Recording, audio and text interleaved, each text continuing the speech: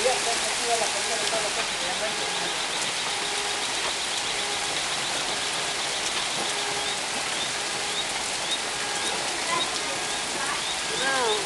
Mira, Margot, acá hay un río blanco, vení. Ay, no. Oh my god. Yo justo iba a salir a trabajar. ¿Ah, sí? Por favor.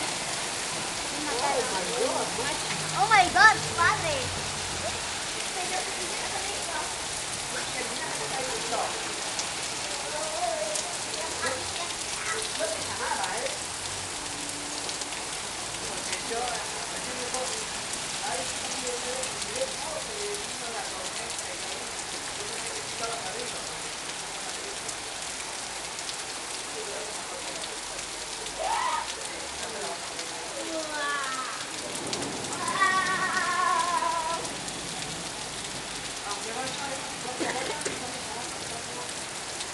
Me da miedo porque los granizos entraron acá.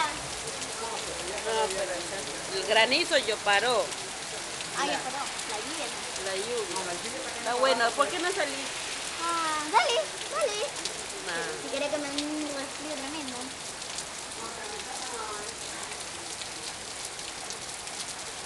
Por el chico y la abuelita. Mire ese auto está tapado.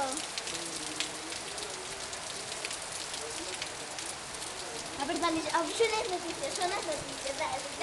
No. Ahí caen todas las hojitas, mira. Ya han caído mucha exploración. Todo el agua. ¿Cuántas palomas ya han muerto ya? ¿En serio? Ay, quiero mucha lluvia, quiero... No. Total. Mi tía, mi tía, mis primos. En serio, mis primos están en el colegio. En el colegio no pasa nada. Llama a tu tía Yanira, está bien.